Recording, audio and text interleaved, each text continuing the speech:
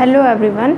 आज हम लोग कुछ ऐसे कॉन्सेप्ट को कर लेते हैं जो काफ़ी इम्पोर्टेंट हैं और बहुत ज़्यादा एग्ज़ाम में नहीं आए हैं, और या फिर ये कह सकते हैं कि अभी तक आए नहीं, एक दो आए हैं बाकी सारे नहीं आए। तो चलिए इनको कर लेते हैं। जिसमें हमने पहला अपना लिखा है कल्चर फॉर द मासेस, मतलब सर्वसाधारण के लिए जो कल्चर है। ये कॉन्सेप्ट किसका है? तो ये कॉन्सेप्ट है लेनिन का। ठीक है, क्या है? सर्वसाधारण के लिए कल्चर, यानी जो भी कल्चर है वो जितने भी सोसाइटी में लोग हैं उन सभी के लिए है। इसका मतलब ये नहीं है कि आप सभी को मानना ही है, लेकिन जो भी कल्चर है पहले से बनी हुई है, जो सभी को नहीं पता है तो वो सभी के लिए है। यानी जैसे कोई कवि है या फिर कोई और लोग हैं तो उनका ज़रूरी नहीं आप फॉलो करो, लेकिन पता होना चाहिए। किसी को इंटरेस्ट है तो वो कल्चर के बारे में जानकारी सभी को होनी चाहिए। इसीलिए कल्चर का मतलब है यहाँ पे सर्वसाधारण से, कल्चर फॉर द मासेस से। ठीक है, ये किसका है? लेनिन का। दूसरा हमने लिखा है माइनॉरिटी कल्चर। जहाँ ये सर्वसाधारण की बात थी तो यहाँ पे ये माइनॉरिटी कल्चर है। इसका मतलब ये है कि कुछ पर्टिकुलर ग्रुप है उनकी कल्चर है, मतलब कुछ ही लोगों के पास कल्चर्स हैं तो उसको हम कहेंगे माइनॉरिटी कल्चर। तो ये वाली बात किसने करी है? ये कॉन्सेप्ट किसका है? ये है मैथ्यू आर्नोल्ड। और ये आई थिंक अभी तक नहीं पूछा गया है, माइनॉरिटी कल्चर, जहाँ तक मुझे ध्यान आ रहा है। उसके बाद है कल्चरल हेजेमनी या सांस्कृतिक प्राधान्य। ये तो आपको पता ही है किसका कॉन्सेप्ट है, ये है ग्रामसी का। ठीक है, और कॉन्सेप्ट क्या है? Cultural hegemony.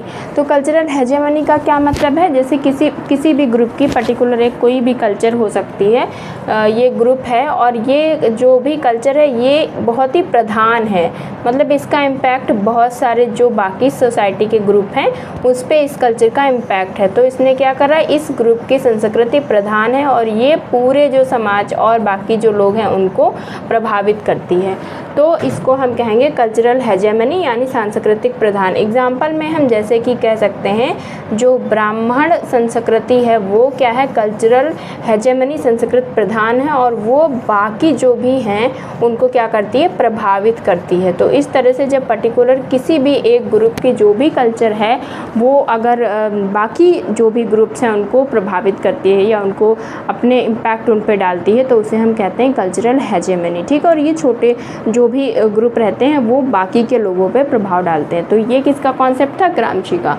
लास्ट हमने लिखा ट्रेडिशनल कल्चर। ट्रेडिशनल कल्चर का मतलब है जो स्टेरियोटाइप कल्चर थी, रूढ़िवादी थी, जो तर्कहीनता वाली कल्चर थी, उसको आगे बढ़ाने की बात करते हैं या उसको बनाए रखने की बात करते हैं। तो ये कौन है? George foster.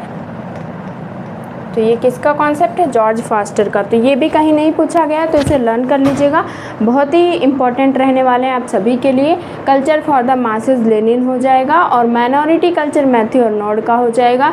कल्चरल हेजेमनी ग्रामसी का है और ट्रेडिशनल कल्चर जो है वो जॉर्ज फॉस्टर का है। इनको लर्न कर लीजिएगा, बहुत ही इंपॉर्टेंट, बहुत ही यूनिक है और बहुत ही आसान भी है, इतना डिफ़िकल्ट नहीं है। अगर आप लर्न करना चाहेंगे तो बहुत ही आराम से आपको समझ में आ जाएगा। माइनॉरिटी को आप मैथ्यू कर सकते हैं क्योंकि माँ से माइनॉरिटी और माँ से मैथ्यू आर्नोल्ड है।